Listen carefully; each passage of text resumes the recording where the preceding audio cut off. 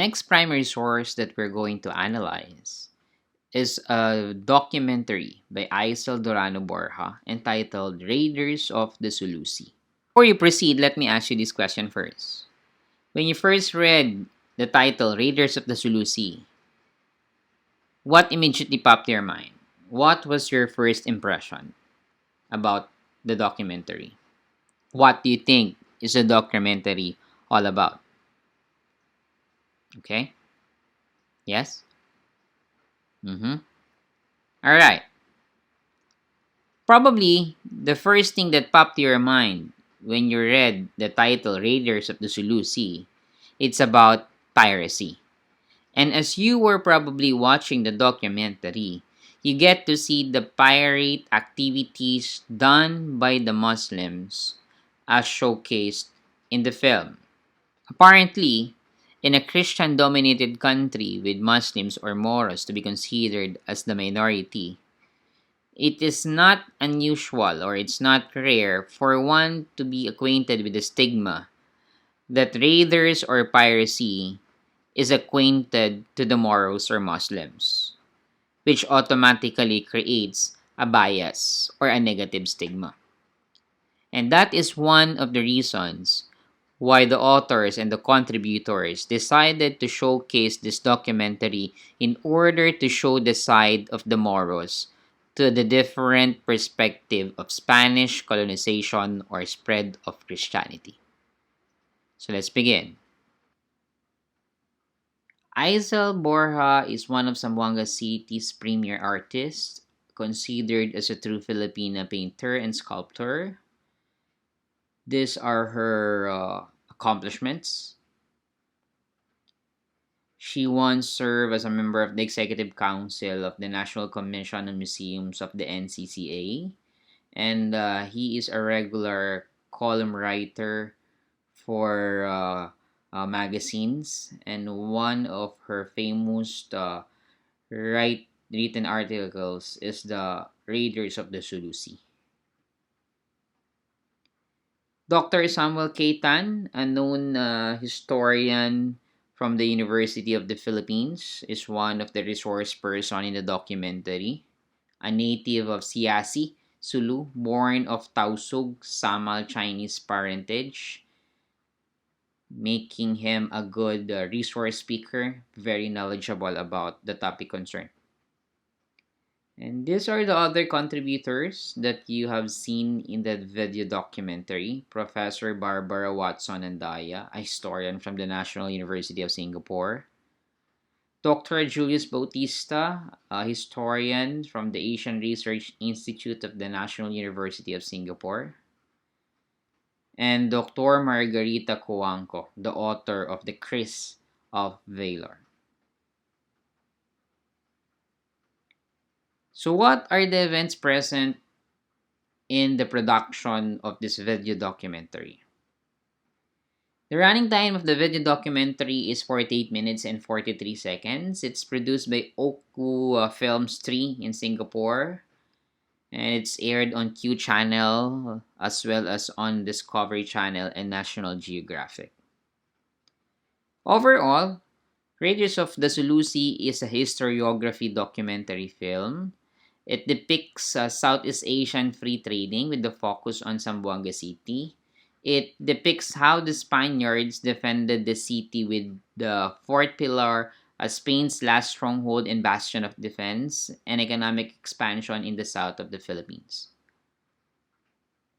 Generally, this is the context of the documentary. It contains adverse effects or retaliation of Spaniards since they want to control the flourishing economy in the down south. Particularly, they want to colonize the Muslim territories in order to spread Christianity. The documentary also highlights the sophisticated ancient maritime vessels and weaponry that are present prior to the arrival of the Spaniards.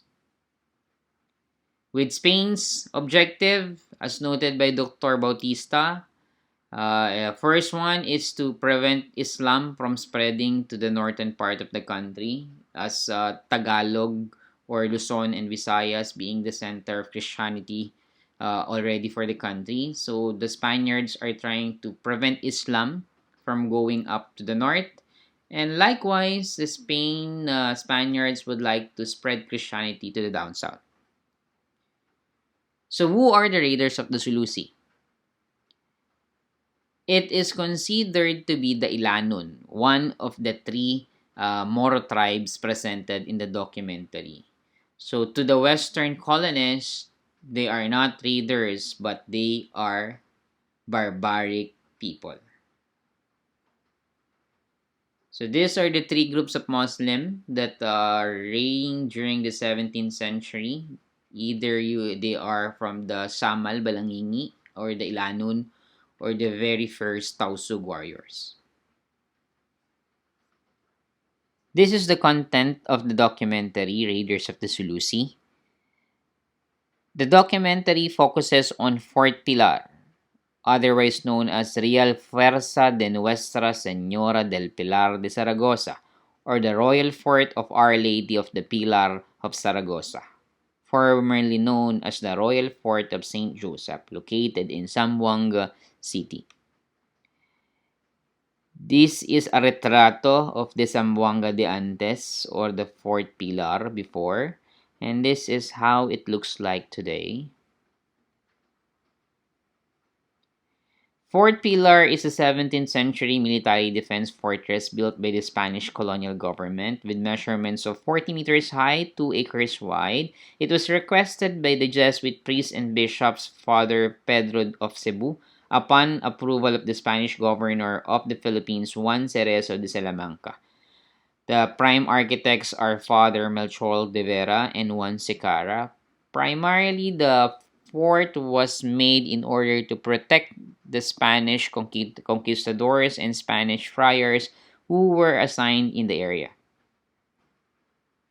Out of the three tribes presented in the documentary, it focuses on the more ethnic group native to Mindanao, which are the Ilanons. Otherwise, are more often called as pirates because they are often connected to slave trading.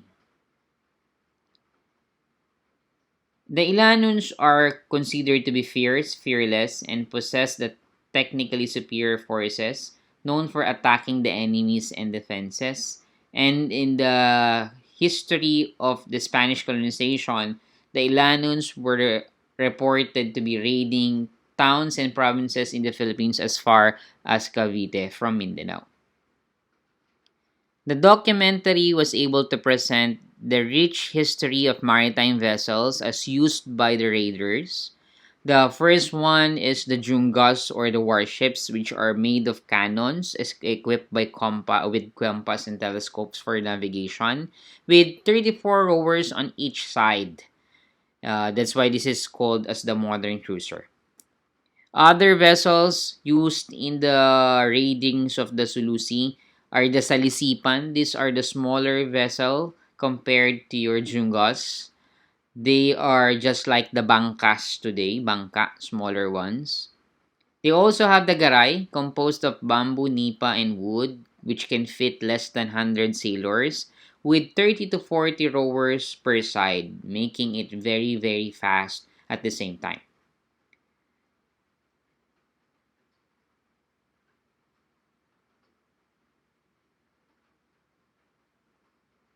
The documentary was also able to showcase the incredible craftsmanship of the Moros as they produced their own weapons. The primary weapon used by the Ilanons in raiding towns and provinces is the kalis, which is a 300-year-old sword, specifically made for carving or easy slashing of the opponent's head, as manifested by the edge sword, which is somehow tilted. The calice is accompanied by the tampilan, which has a longer side for cutting through the opponent's head.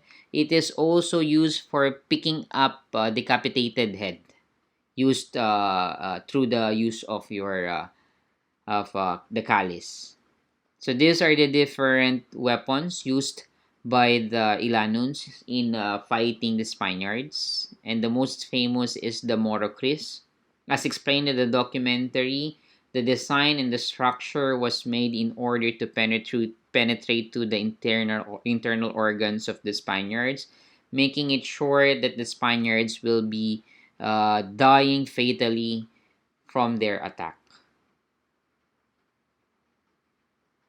Look at the details of the weapons used by the Moro people. So aside for being very, very lethal, it also showcases the skills and the artist's talent, skills, capability of the Moros. So the documentary focused on the event that happened on December 8, 1720, where in Raja de la Sea, together with an armada of 100 vessels, launched an attack on Fort Pilar in Zamboanga. This resulted to the captivity of a local Jesuit priest, which forced the Spanish government in Manila to give ransom in payment of exchange for his freedom. But at the back of the Spaniards' mind, they are preparing for retribution. Now the question is, should they be called pirates because of the activities that they are doing? According to Dr. Samuel Tan, the term pirate is misleading or it is biased due to the attacks that the Moros have done. According to Dr. Tan, the Moros are just retaliating to the Spaniards because the Spaniards are trying to step over the Moros in a way that they would like to occupy the territories of the Moros and, of course, to spread Christianity to them. So it's just a form of self defense on the part of the Moros. So, if you look closely to the documentary, it appears that both sides are exerting their own agenda in the series of battles between the Spaniards and the Muslims, which led to the attack at Fort Pilar in Zamboanga. The Spaniards would just like to advance their goal of spreading Christianity. On the other hand, the Moros or the Muslims are just willing to defend their territory from the invaders. So it's a fight against oppression. These pirates, so called pirates, do not just want to lose their identity as Muslim to the Spaniards. Slave trading is a common activity of the Moros prior to the arrival of the Spaniards. As showcased in the documentary, the Ilanons cut a hole through the palm of the slaves, put a string to the holes to make sure that they won't be able to escape, and they are selling the slaves at the rate of 10 pesos to 100. Apparently, slave trading is one of the reasons why the Spaniards decided to retaliate against or to attack to extract retribution to the Moros because they find slave trading as something inhuman. Taupang is one of the closest ally of Raja de la Sea, a known tribal leader and known to be provider of slaves for southern sultanates. This is the route of slave trading in Southeast Asia, and Taupang is known to be the supplier of slaves to different tribal leaders or sultans in southern Philippines. So the story goes when Governor Claveria planned a retribution attack against the Moros, but they found it difficult to approach the island of Basilan, such that their secret weapon is to order steamships from England. And they ordered three steamships, namely the Reina Castella, Magallanes, and Mercado. Steamships, since this is already equipped with steam engine, it has the capability to increase speed and run after the maritime vessels used by the Moros in raiding nearby towns and provinces. So this is a steamship as the primary vessel used by the Spaniards in their retaliation. The aftermath of the event. The raiders of the Sulu Sea were greatly outnumbered by the Spaniards. In addition to the new super weapon used by the Spaniards in the form of the steamship, wherein 350 plus Muslim men and women were captured and leading to Tao Pang's surrender after the captivity of his pregnant wife.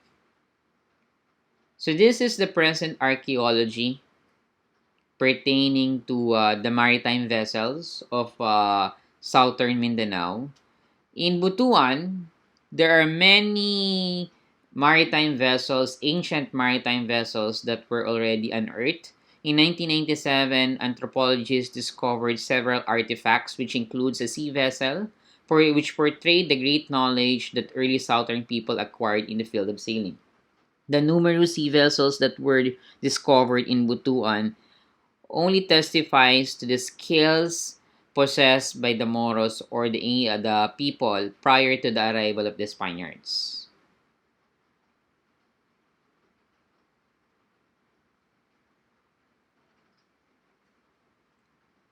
Just recently, there was another excavation in Butuan in which, according to reports, they tagged it as the excavation of the Mother Balangay, which is considered to be the biggest balangay unearthed so far.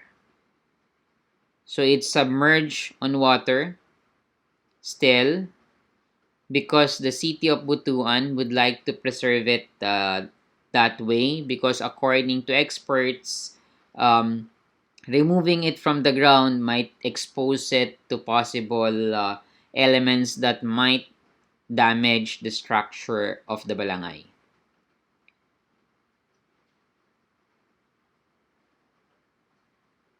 With the discovery of the mother balangay and other smaller boats and vessels, this only confirms that the Moros or the southern people are already using war tactics such as the use of flotilla or in Tagalog term pulutong prior to the arrival of the Spaniards in the country.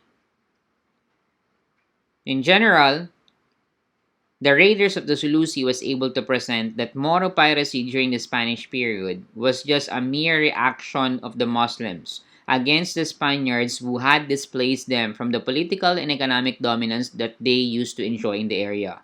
So, in the traditional sense of Philippine history, it has always been the Moros to be painted as the enemies or the bad guys. In this documentary, they were able to show that the Moros are just trying to defend themselves against the aggressive attack or aggressive spread of catechism by the Spaniards. So this documentary was able to show the perspective of the Muslims in the Spanish Christianization initiatives.